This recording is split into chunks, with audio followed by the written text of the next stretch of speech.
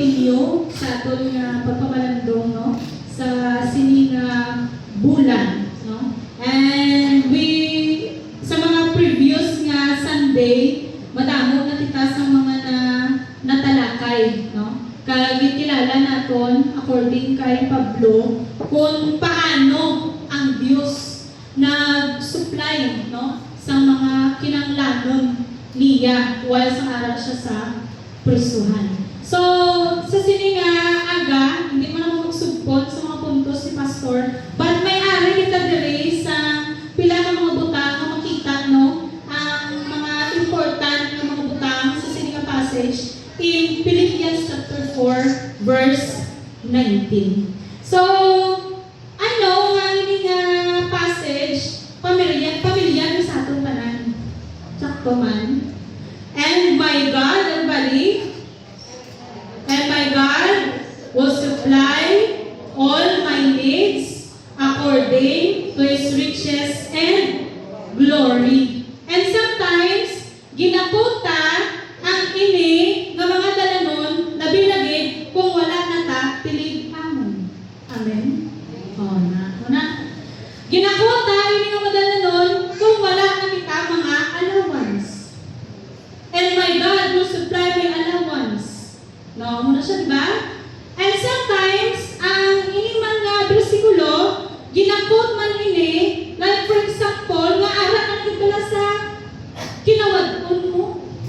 And amo ni mo nga kapitan. But brothers and sisters in Christ, may mga natago kaya ang ini nga passage. Kakamo ni karon ng aton nga pamalandungan. So, under sa aton nga tema, no? Talon pa kamo sa tema nga nagahambal, trusting God as our provider. Trusting God as our provider. Sa mga kabataan, nagahambal mo sa inyong mga kinanglanon sa inyong mga hiloy, kagamay. Oo, gabi na gid kong kinanglan mo bagong sapatos, no? Kinanglan mo bagong mabayo, no? Pero kaagi na mo nga wala ka mo nagambal, kaging salikan niya lang, ang inyong mga kinanglanon, automatic si mama mabakal na naman niya. Automatic si papa mabakal na naman niya. So ang simple truth sa sini nga pagpamalandong nga ang ginatulong pa din is si Pablo ang iyang confidence sa Diyos. Kung paano himunan sa Diyos ang iyang kinanglanon. So here, ginbasa ito kagina, no, from verse 10 down to verse 20. And we often hear Philippians chapter 4, verse 19, ngati maghatag ka gani, and my God will provide or will supply all my needs. Sometimes, nalang siya na misinterpret. Paano? Kaya wala ka makita kung ano ginapina niya ka konteksto. Brothers and sisters in Christ, si Pablo nagbigin sa iyang pinahambal dire. He says in verse 19, ang praise nga, my God, sa aton nga slide, no? My God, no? And before Paul talks about what God will provide, he talks about who God is. Kung pamakutot ka mo sa sini nga aga, paano mo i-describe ang Diyos sa iyong kabuhi? Who God is. Si Pablo, nakilala niya iyang Diyos.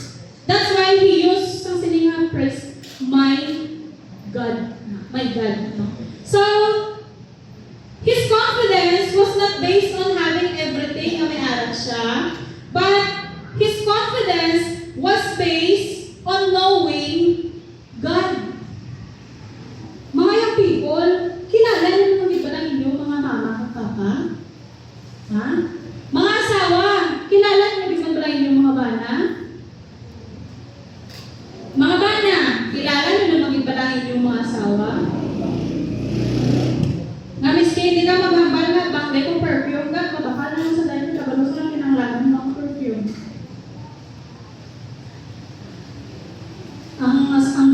usawa, lapsing na, di pa ko siya lip liner. Lip liner, lip gloss, no? Sino din mga bana nagabakal pa lipstick sa ilang asawa? Kapag meron na yung may gabakal? Magabakal ka naman?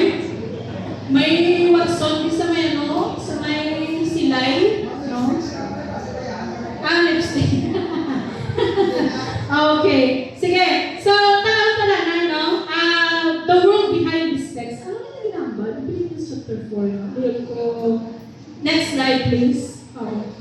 So, the world behind the text. Brothers and sisters in Christ, ang libro sa Philippians was wrote by Pablo. And Paul wrote Philippians while harap pa siya sa prisuhan. Kaya iya dire nga sitwasyon indigid manamig, no? Indigid manamig. So, ang Philippi, no, was in Macedonia. Taga-Macedonia ang present-day northern Greece. Sige, next day. Next, no? Kaya nga sitwasyon naman eh. Next, the previous na nalagay. Balik na rin, balik. So, ang sitwasyon ni Pablo, meron siyang may gutom, no? May gutom. May mga kabutayan sa uncertainty. Ginaprosecute sa may kabutayan sa ministry, no? Habang makita natin, since nga siya sa prisuhan, gain-mention pang may pastor sa naligan na hindi manami ang sitwasyon sa prisuhan sa muna. Hindi manami ang sitwasyon sa prisuhan sa muna. Next, please. And yet, sa pihak sa sining, yung maging experience siya, anong ambal ya? My God. Familiar sa inyo? Kung may mga experience siya, kung ano ginambal, no? Diyos ko. Diyos ko. Dahil, my God. Yung buhat ko lang na yung problem ito. Okay. So, balik mo na yun. Tatasin mo ka na yung response next month. Dala lang yung bala. Dala lang yun. Next. Okay, next. So, Philippi. Ang mga setting sa Philippi. Philippi was in Macedonia and present day, ang muna siya natawag ng Northern Greece. No? So, Roman colony, located in sa Via Ignatia. Via Ignatia. So, may mga Roman citizenship and social status importante hindi kayo sa ila. Pero gano'n tagaan isang ni Pablo in Philippians chapter 3 verse 20 na ang ating nga citizenship is in heaven. No? In heaven. Balo ka, sa mga Romano, importante ang posisyon. Mga politika na. So, amo na siya ipakita ko lang ang road mo sa mga siya. So, next. So, in Greco-Roman world, giving often involved expectation. Na dapat kung maghatag ka, may balik. Ang muna ko na uso, exchange gift, no? Exchange gift mo. May balik na nilagay, bear na. Iyawa ng mga kanibakal regalo. Pamutos na mata ni Bernie. No? Damo na may Christmas party. So, expectation of gratitude, pero dinayaw gratitude, loyalty, honor, or return. So, ako na yan nila nga kultura. Pero dali, ang bala Pablo, in Philippians chapter 4, verse 15, na no church entered into partnership with me in giving. Kaya ako maghatag, ano na yan? Maghatag ka? Partnership, no? A wealthy or influential person might provide sa mga financial assistance, usog ko sa ina, o hospital ka, sa atin sa mga hospital ka may mga financial assistance. Sa ila, pwede ka magaling kapalapit sa mga manggaranon na tao o sa mga influential na mga tao, makapangayo ka, financial assistance. Ano ba? Protection, opportunities. Amo na galing pala sa mga nagpang-apply din ng mga college graduate kapag walang naka-backboard, talo mo ng may backer ng ang cum laude ka. Talo ng may backer ang mga laude. Connections, opportunities, no? Favors,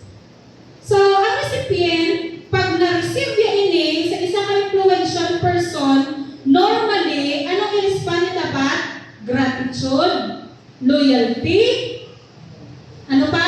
Honor, service. That's why, kung i-convert na natong subong sa atong simpo, kung bata-bata ka ni Kapitan, kung di si Kapitan, dito, kaman. Kay may loyalty. No? Do may naman, do connected ba? Do mo naman na yan, no? O, sige.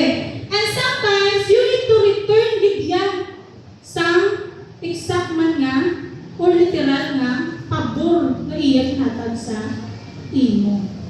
So, this was part of the Asian culture, no? Ginatawag yun nga reciprocity. And Asian people understand that receiving a gift could create a social obligation. Na kung tagaan ka, dapat sa ila, ano mo, simba-simbahan mo sila.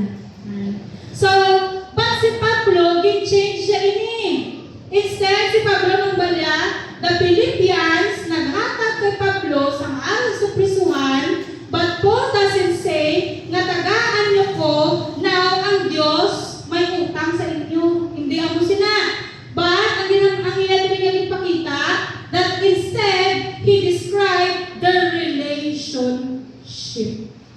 relationship. Ang mga handalya, my God will supply every need of yours. Ang mga hambal ni Pablo. Kaya si Pablo, ginakilala niya na ang ultimate provider, no?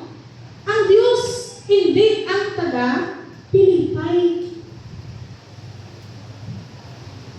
So, isa yun ka-importante nga butang, no? Ang Diyos ang nag-provides, gingamit ang taga-Pilipay, ginhatag kay Pablo. Si Pablo, nag-receive some help nila, pero nag-remain nga ultimate provider yapon ang Ginoo.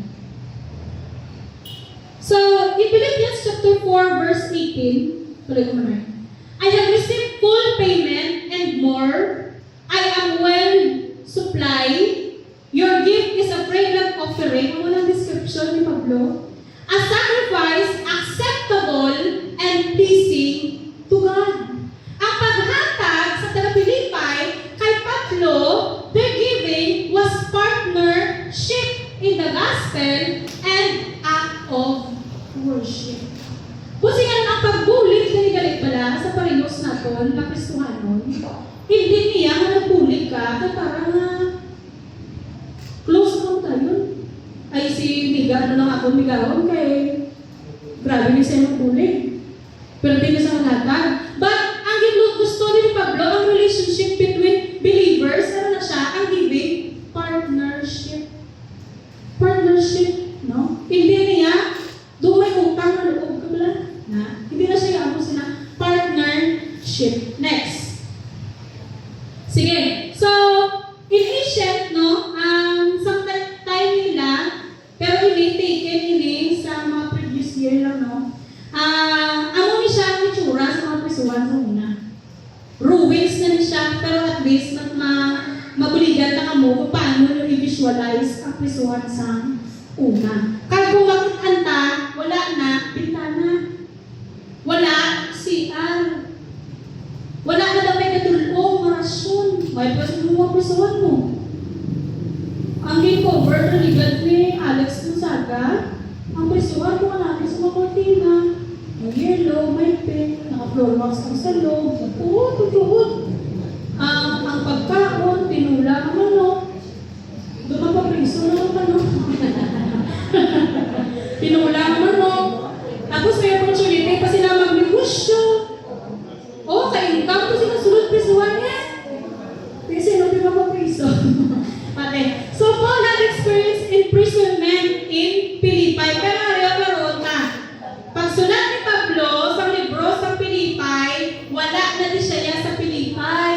Di na siya, ari siya sa uma na priso. Kung bagay na yun ni, ginariminis siya ng mga tilion niya sa ara sa Pilipay. Kagi ano yan, ginpadalaan na letter ang taga Pilipay. Para hindi ta magsala malaw sa aton na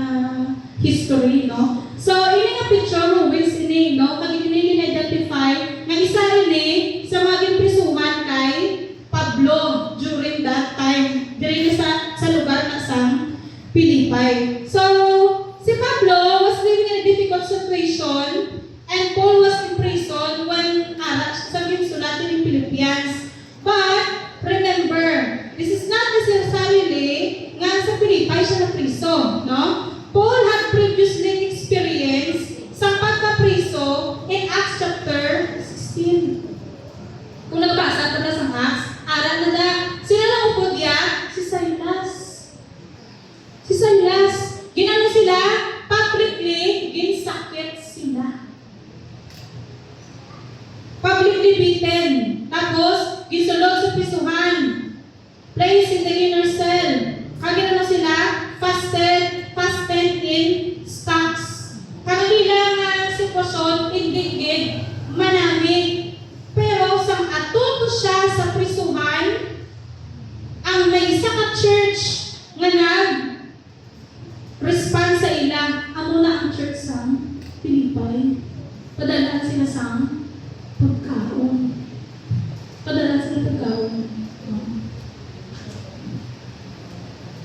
Kabaw kayo siguro mga prison Gahando man yung bisitawag sila, no?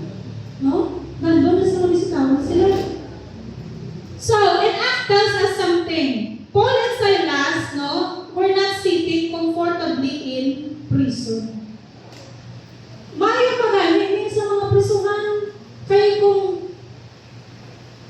wala pa rin siguro may mga sa akin, ano? Pero, ang mga politika, kung mapriso, may TV. Ano mo naman? Kaya college. May sigarilyo ko sa sulod. Nag-ainom pa. Sige, pwede na sila namin. So, they were playing, no? Pero, sa pihasang ilang sitwasyon, si Paul at si Silas, nagasing sila mga hymns, nakagba sila sa Diyos, no? So, sa pihasang nagasuffer sila, may kinanglan. Alam mo kung sino? Bugnay mo lang kantang gutom. No? Bugnay kantang gutom. Amo na galing nga mo practice diyo, may pamahaw na permit, may kape, may tinapay, kaya bugnay magkantang gutom. Pero si Pablo, they sing hymns to God, wala unod ang siya. May mga labong. Posible may mga pilasta ko, may mga bukol ko siguro sa ulon. So, immediate context din sa Philippians, dira sa verse 11, nga I have learned to be content. Muna balik Pablo. He knew how to live kung may ara, at wala. Muna balik Pablo. Pigado man ko kung manggarano, hindi naman mo sina pero ito ka, may sina, pigado man ko, may kwarta man ko, or wala man ko kwarta, kabalo kung pangabuhi. Pero kung budlay ito pangabuhi kung may kwarta, no? Kung budlay, oo. Amo na realidad. But si Pablo, he learned to be content. Muna ang balya. So, paghatal din ni Pablo, nga, and my God will supply all. Muna ang balya. Ang ilang sitwasyon, hindi manamig. He knew how to live little and much. Pag hindi suportahan po in Philippians chapter 14 to 16, Paul says, he is concerned about the fruit of giving. Sa paghatag, may arin bunga. Wala na tagulo yung naghahatag lang na kay wala, gusto na maghatag. Di ba may mga rason man ha? Oo, ano mga rason? Ang gugmat sa taga-Pilipay kay Pablo Perte. Kaya mo ni ang hatag na description ni Pablo, a fragrant offering, a sacrifice, acceptable, pleasing to God. And I wanted to correct this, no? Nga, hindi niya atong item binatag. Kundi ang foundation sa ilang paghatag. Acceptable and pleasing to God. Sige. May question ako before kita magkantos. Wala pa ako puntos ha? Wala pa ako introduction na ito. Introduction na doon. Ano naman po? What does my God teach us about trusting God when life is uncertain? Ano na yung ginambal na rin? Kag ano gini nga, my God, din oh, my God. No? Kami nabos, kabalo na oh my God. Oh no, nakabalo na siya. Sige, para sa unang puntos, my God, because si Pablo, ano siya? He knows his God. Nakilala niya yung Diyos. So, para sa unang punto, my God, why? Mautod ko sa Ginoo bilang mga Kristohanon, kinahanglan na kilalaan ta ang aton na Diyos. My God, know the God who is with you. Ang Greek phrase dire naging gamit, hotheos mo, literally, my God, ano na yung sing ganun? Hindi ko manayin. Hotheos mo, ang wording ng my, M-O-U na sa Greek, sa English, M-Y, Paul express personal relationship and confidence. Take note the word personal. Mine. Nakilalaan niya ang iyang Diyos. Amo na naman, kita nga, my God is great provider. Nakilalaan mo ang Diyos, ano mo? Great provider. My God is my protector. Nakilalaan mo nga ang Diyos, siya ang naghahatag sa imo sa proteksyon. So, kung makita natin dire, personal ang pagkilala ni Pablo. He says, I belong to God and I know Him as my God. Paul's faith isn't theoretical, no?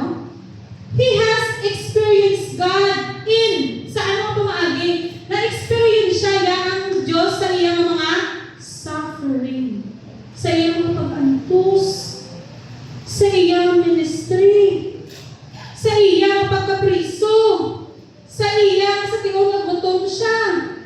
Nakilalaan ng Diyos sa aral sa abundant na iyang pamabuhi. Nakilalaan naman ang Diyos sa gina-persecute siya. Nakilalaan naman ang Diyos sa ginatagaan siya sa Diyos sa provision. So when Paul says, my God, he is speaking from a life that has experienced God's faithfulness.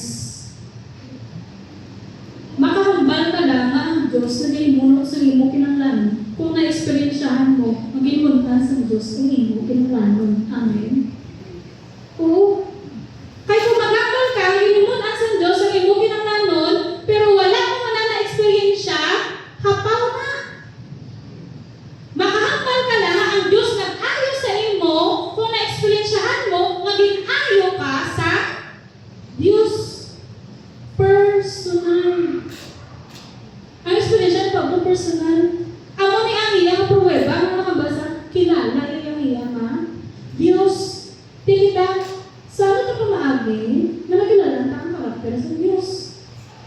Sa mga ano natin, ng mga sitwasyon sa pangbuhi. Sa magaranin ka, sa may kwarta ka, sa pigado ka, sa masubukan ka, sa diin ka, sa diin. Paano mo nakilala ng Diyos? Kasi tuon lang iba, hapos na ito lang naghambal lang, kilala ko ang Diyos. Oo. Hapos na naghambal lang, kilala ko na si Mayor. Ba't wala ka personal relationship? Kilala ko lang siya yain. Pero kung may personal relationship ka, meron ka, may confidence ka. Ako na si Pablo ang confident when he say, my God. No? My God. No? So, kung i-connect natin sa teaching ni Christ, Romans 8:15, no? Muna malaga, we cry, Abba, Father. Abba, Father. Kaya nakilalaan niya ang God ang provider, yung tawag yung amay. Yung tawag yung amay. May-ari lang din mga araw na experience nga, hindi naman siya pala literal na binikanan, pero pag kilala mo, binikanan ginikanan, kay i-act like ginikanan. Tukamay sila. So, we can call God our Father because of what Christ has accomplished for us.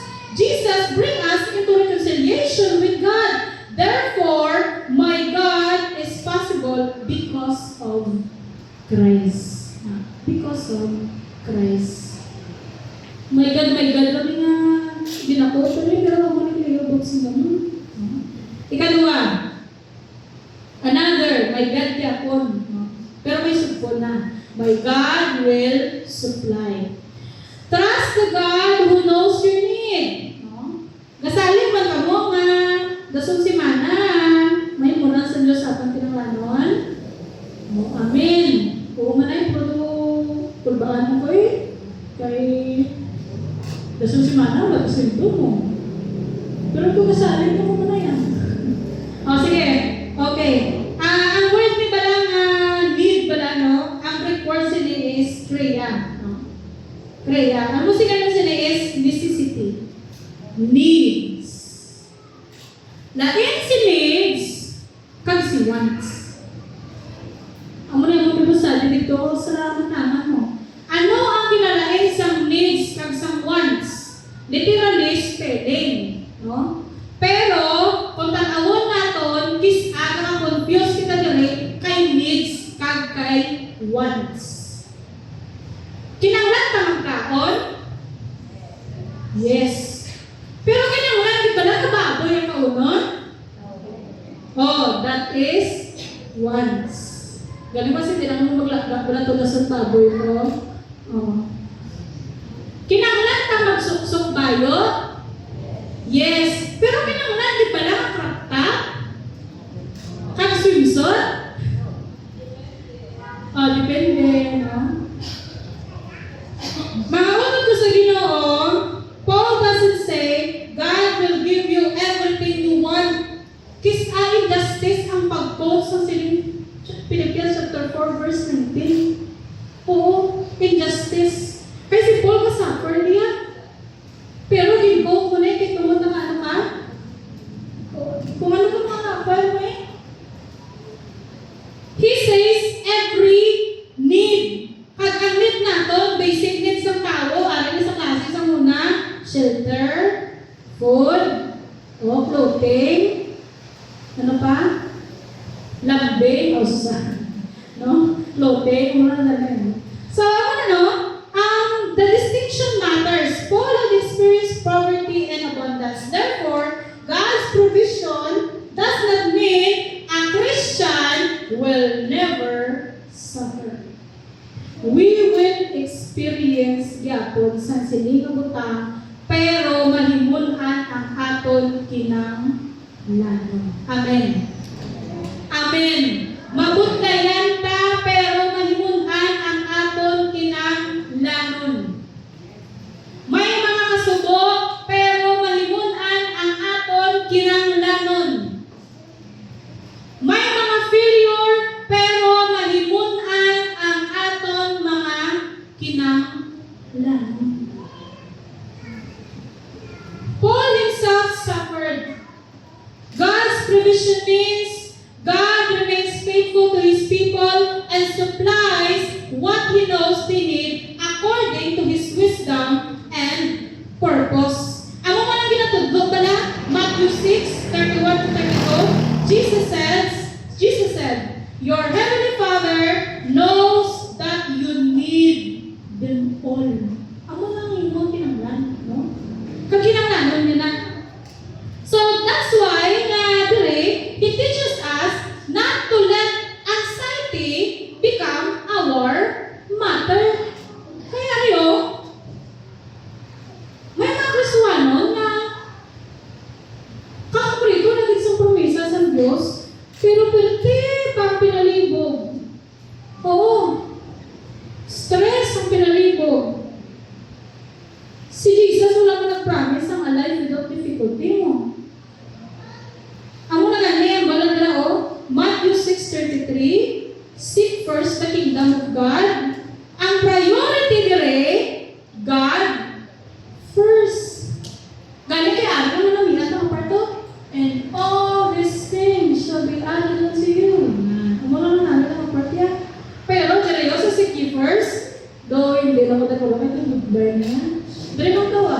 Udod taniwa. No?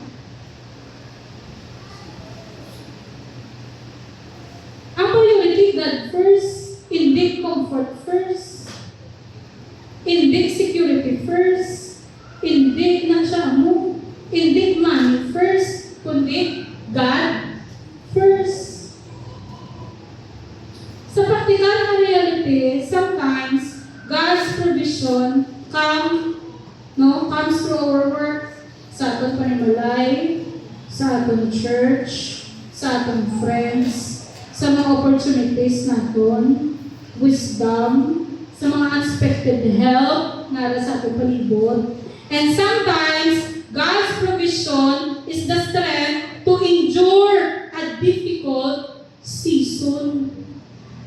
Do you think kapos ni pagambal nga seek ye first the kingdom?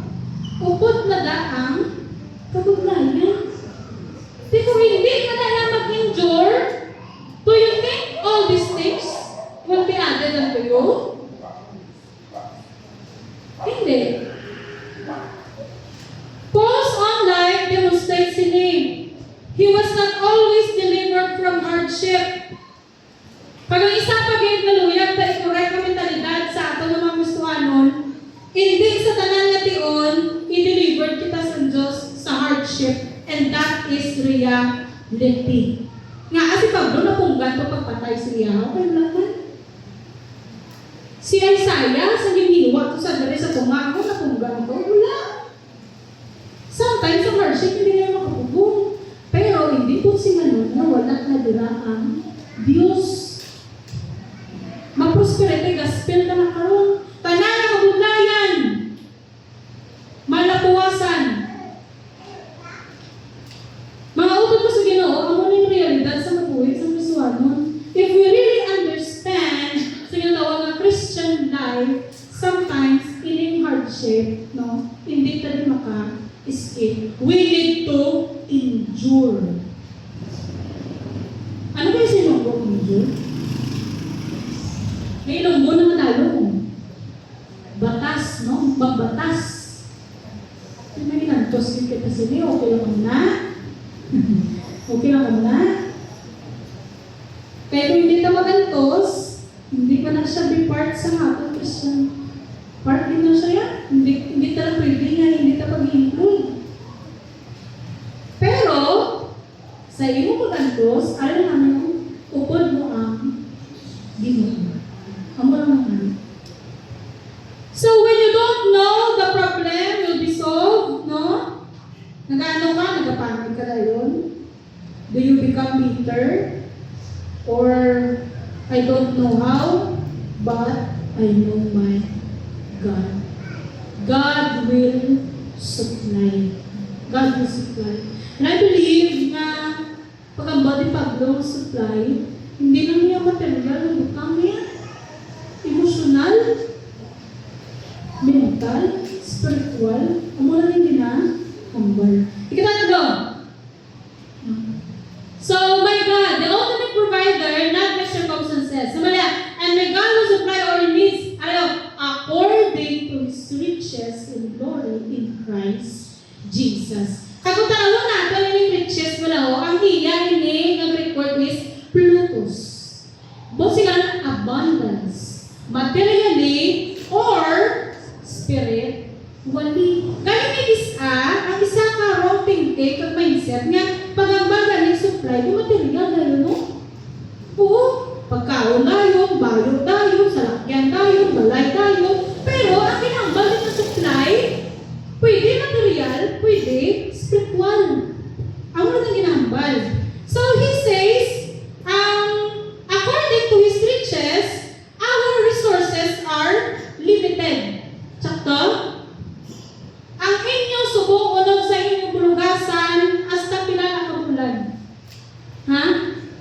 Hasta buwas? O kita ko lang. Our resources is limited.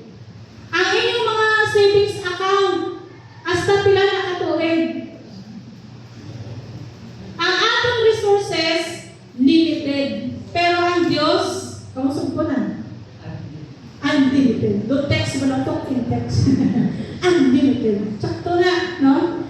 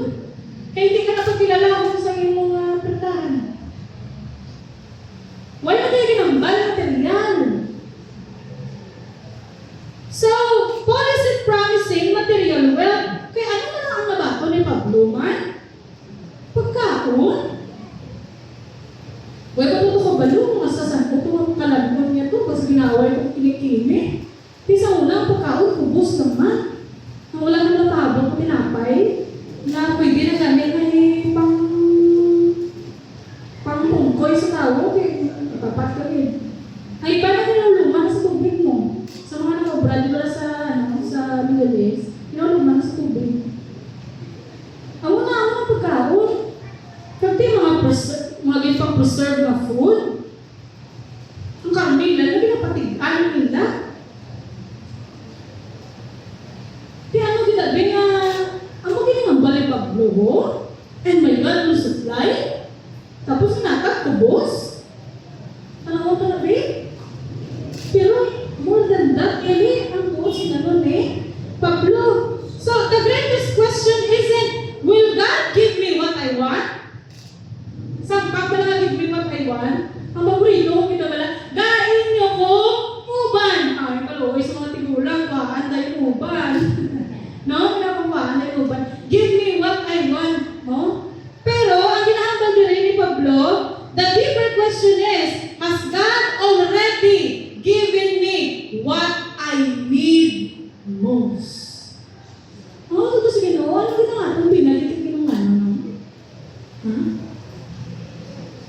Kung kamo sa inyo pinangang-understanding, ano gid ang pinalitin pinanglanan sa tao? Naik na sapatos?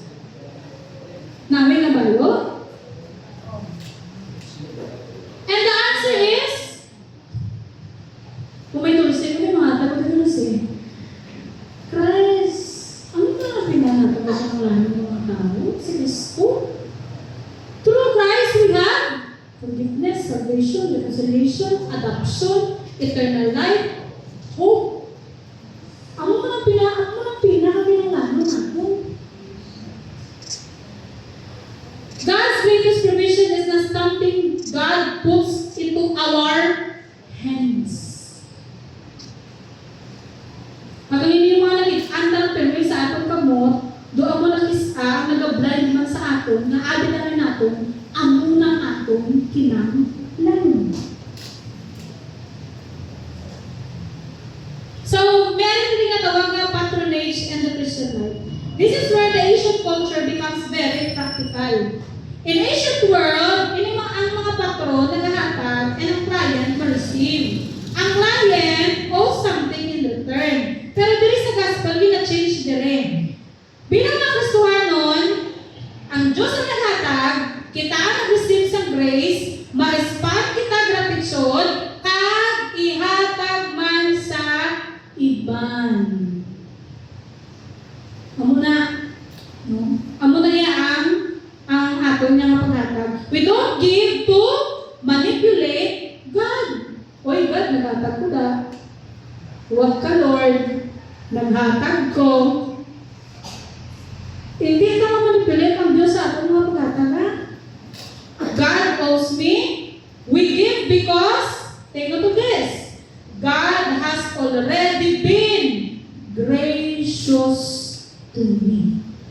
Naghatag ko kay ang Diyos gracious sa ako. Naghatag ko kay ang Diyos gingrasyahan ako. Kag amo nga ang foundation man sa pagbulig sa taga-Pilipay kay Pablo. Kagabay naman ano mo lang foundation natin. Paul points din back to their gift does not make God their debtor. God remains gracious, provider. So, anong aplikasyon? Aplikasyon na tatay, anong responsive na? Kung ano yung tatlong aplikasyon. Una din, when you have little, mga utod ko sige no, hindi magalaw na evangelical congregation, remember my God. Gamay man na, dapat doon tumutugyan ng Diyos. Apat sa lagi, sorry. When you have much, remember my God. Kung gamay lang arasin mo, dugduman mong Diyos. Kung dakong may arasin mo, dugduman mong yapan ng Diyos. Kung nakaantos ka, remember my God. Ay, kasagad yung sama-sama. Last. When someone has a need, remember my God. Ang pagpublik na rin sa atin, parehos lang ang ginatundong ng Diyos. Kung nagatagat sa iya, isa kalitsing ang buwas, itungtong mo ang Diyos. So, ining ato ng mga trabaho sa inyo, kabayan natin ma-remindan kita. So, maybe the means of God uses help someone. So, God provides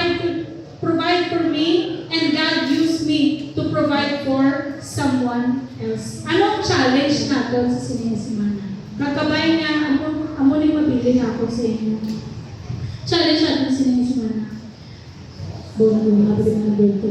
Okay, una gid, kinalaman kang Diyos. Kinalaman kang Diyos.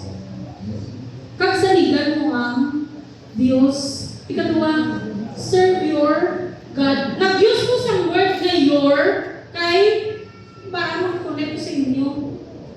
Pero pwede nyo na islan. I know my God. I trust my God. I serve my God. Ano pag is going to church part sa inyo service? Ha? Based on yan, ay kamilan pa na Iris, na sa pagservisyo, we need participation. Kaya kung wala kang participation, zero ka sa participation. Sa mga pictures, di ba lahat naman datag ng participation? Kalabanan, ang muna pinakadako mo. Paano yung mga kaswanan, may participation na no, para 30% ng taga sa atong grado, hindi yung 75. Oo. Serve your God. Trust your God and know your God. Ang mga atong challenge no, sa sininga agad. So, to close. And may God will supply every need of yours according to His riches in glory in Christ Jesus. Maudod mo sa Ginoo, sa sininga agad, conclusion, no? Imagine may isa ka bata walking with her father. She doesn't know where they're going, and she doesn't know how much money her father has. She doesn't know what tomorrow will bring, and she doesn't understand how every need will be met. But she keeps holding his hand. And because she doesn't need to understand everything about the journey to trust the person walking besides her. Simple, anong ginawa yata sa bata? She knows her father. If you know your father, you will trust your father. Kaya pamangkot ko, kilala mo din ng galangan. Kilala mo din ng galangan Diyos. Huh? Maybe today, may mga gina-face kita, no? Na pwede na atong panginanglan. But we don't have to pretend na hindi kina-goodbye. Si Paul wala nang papretend na wala siya nagutom. Si Paul wala nang papretend na wala siya napriso. But he also knew na ang Diyos, no? May confidence siya sa Ginoo. So, brothers and sisters in Christ, ato may final statement sa sinihaga. Reliable little, dumdumon ta ang Diyos. Kay, ang Diyos naton is ang muling atong paglaom that He is our great provider. And a provider has already given us greatest gift. Kabayang Ginoo, magpapakamayan sa atin.